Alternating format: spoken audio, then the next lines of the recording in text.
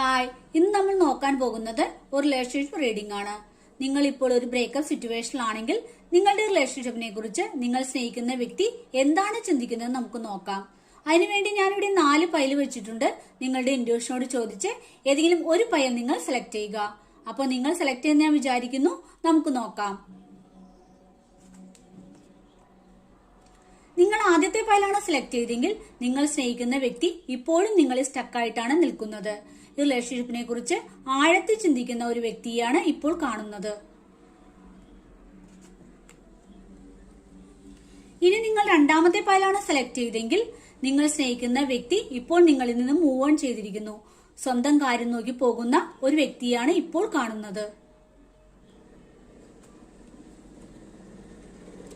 ഇനി നിങ്ങൾ മൂന്നാമത്തെ പൈലാണ് സെലക്ട് ചെയ്തെങ്കിൽ നിങ്ങൾ സ്നേഹിക്കുന്ന വ്യക്തി നിങ്ങളെ ഒരു അബണ്ടൻസ് ആയിട്ടാണ് കാണുന്നത്. നിങ്ങളാണ് ആ വ്യക്തിയുടെ എല്ലാ സൗഭാഗ്യത്തിനും കാരണമെന്ന് ആ വ്യക്തി വിശ്വസിക്കുന്നു. ഇനി നിങ്ങൾ നാലാമത്തെ പൈലാണ് സെലക്ട് ചെയ്തെങ്കിൽ നിങ്ങൾ ഒരു ഇപ്പോൾ ബ്രേക്കപ്പിലാണെങ്കിൽ നിങ്ങളിലേക്ക് വേഗത്തിൽ തിരിച്ചു വരാൻ തയ്യാറായി നിൽക്കുന്ന ഒരു വ്യക്തിയാണ് ഇപ്പോൾ കാണുന്നത്.